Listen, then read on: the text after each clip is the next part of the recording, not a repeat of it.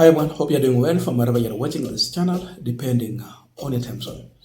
Now, the deputy party leader of DCP, Cleophas Malala, was on Citizen TV and he made serious allegations about the UDA officials and what the party is planning ahead of the 2027 general election.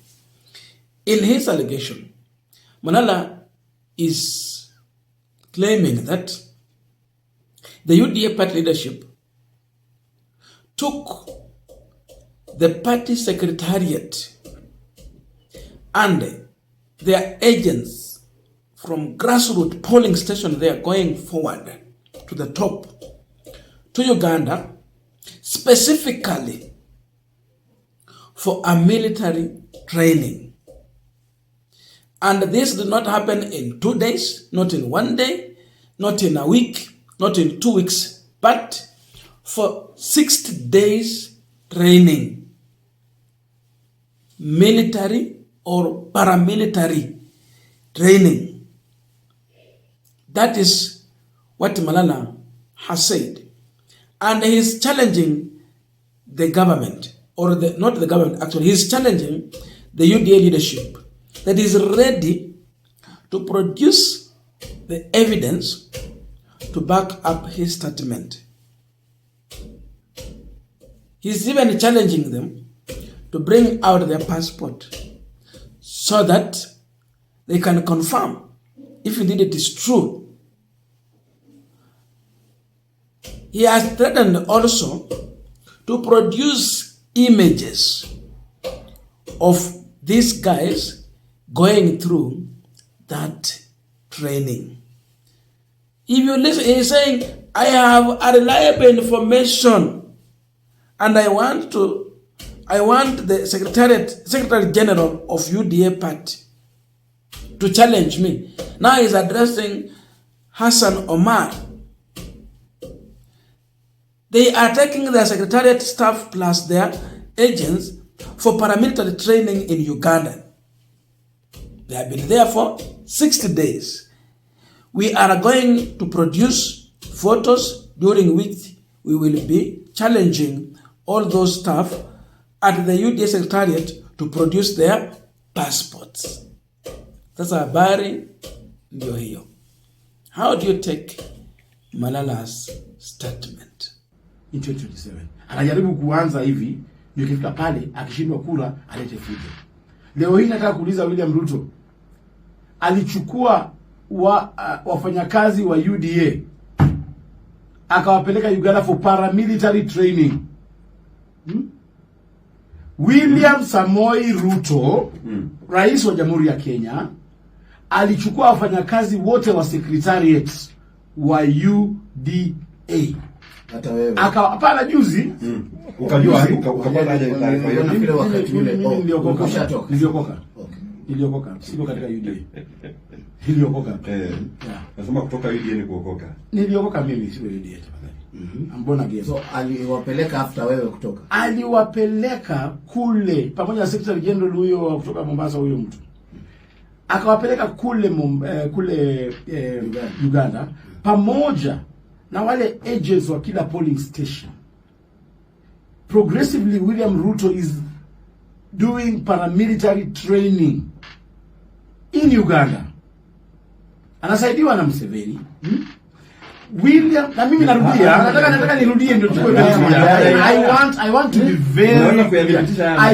be very clear. They can challenge me. Nataka tuangalie, chukua passport ya Omar Hassan. Chukua passport ya wale watu wote ambao wanafanya kazi UDA. Wote pamoja na agents wa polling stations. Wanabebwa kila uchao wakipelekwa Uganda kufanya paramilitary training. Paramilitary training. Isaidie vipi? William Ruto nafaa tuambie ni nini hiyo ambayo anaenda kutrain kule Uganda ambaye hizi train hapa. Anataka kurudia. Unajua sio madai tu nasema I am ready to be challenged. Let's Omar Hassan, the Secretary General kwanza. Wachana staff walete passport zao. Tuangalie walienda Uganda siku gani. walipigwa rubber stamp. Sasa kwa walienda tu shughuli. Walienda paramilitary training. Angalia date ambayo walitoka hapa na walikaa kule siku ngapi? Mtu anayesikiza. Walikaa kule 60 days. I can tell you for free. Kuna mali hapa nyuma huko hiyo na huyu Hassan Umar. Hauko imuona? I want him to account for the staff wote wa secretariat na wale ambao wako katika grassroots. Nchi hii mpaka tuambiwe, na acha nikwambie, tunaweza sema ni mzaa, na mimi naona watu kwa mtandao wengine wanasema fujo ikianza nchi hii sisi wote tutaangamia. Ni sisi tutaumia. So hatuwezi kaa tuone fujo ikitayarishwa na tutatulia. Mnaona leo Malala wanapigwa tear gas, Rigidiwa anapiga tear gas, wanapigwa mpaka risasi kwa kanisa, mnasema ni script. Ile siku itafika katika mlango yako. Sasa ni mtoto wako amepigwa risasi. Tumekuwa na tukio hizi karibu mara 16, tumeshtaki katika polisi, tumeshtaki katika IPOA. Nothing has been done. Jamani, mnataka tufanye nini? So sio mzaa. Unajua mimi nikisikia watu wakisema script sio mzaa. Na hata kabla tuanze kuongea juu ya script writer, si tuongee juu ya actors wa post election violence. Watoto wanatu, wapi wale actors? Wale actors wanajulikana. Wale ambao waliingia kwa kanisa wakachoma watoto. Uko na mtoto akicrawl outside the church. Wakashika huyo mtoto ameungua kidogo, wakamregesha kwenye moto. Those actors are still the same people ambao wanatupiga. And we must call them out. Where are these actors ambao walisema Gen Z wapigwe risasi katika Gen Z demonstrations? Nothing has been done. Hakuna kesi hata moja ambayo imeinvestigatiwa ikamalizwa ya wale Gen Z 200 na kadhaa ambao waliwawa. Where are they? The same actors who killed Ojwang in a police cell. Police cell, alikufa ndani ya police cells. The same actors now are going to be competitive candidates to take over from IG. Sasa hivi wanasema tu huyu hao ndio wao wanataka kuongoza polisi ya Kenya.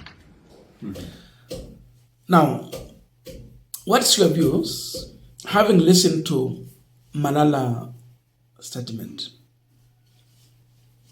These are allegations that need to be confirmed.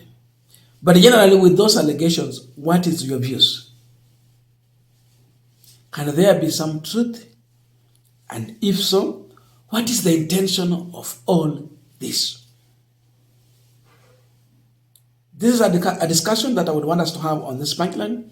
But before we go deep into that, I have a quick and humble request. For those who are watching the channel and you have not subscribed, please consider subscribing. To our returning subscribers, I must say thank you so much. And again, to all our viewers, please give this video a thumbs up. Thank you so much. And back to our discussion. Now, somebody is asking, is there a possibility that such a thing can happen? There are those who are arguing that if it is a parliamentary training, that it is Ugandans who should be coming to Kenya. Now, going by the history that we've had in this country, we cannot dismiss such a statement. There can be a possibility of such a thing. Remember when Raila was contesting against Kibaki, may God rest their souls and eternal peace, there was an issue. That was 2007. We heard that there are officers from Uganda who are operating in this country. Why? Simply because not every officer in this government will take some of those directives, especially if they're not coming from your own clan.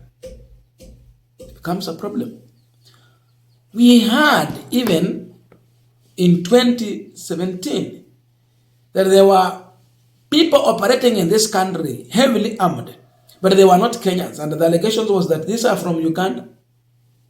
So the issue of Ugandans and Kenya, during an election and all that, when especially an incumbent want to use every means, including illegal means, to retain power. We have heard those stories. Again, the stories are reoccurring. Even when Gen Zs were protesting, we had stories that there are people who are operating here heavily armed who are not Kenyans. And the claim was, hawa jamaa wametoka hapa Uganda, wameletwa hapa wanapiga wananchi wakiua. So there have been such kind of discussions going on. But Malala has a burden of proof.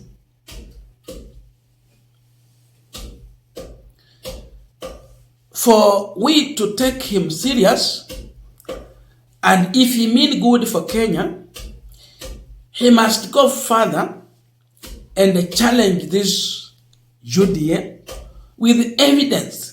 Let him bring a proof of certain evidence that can put these guys to corner to come and respond, and out of that we will see the truth with our naked eyes. Tutaona tu tuone huyu anadanganya, huyu anasema ukweli. So he has that burden of proof. Akishafanya hivyo, basi tutajua sasa ukweli uko wapi. But this can happen, you cannot ignore. You know the difference between President William Ruto and the late former Azimio candidate was merely 230,000 votes.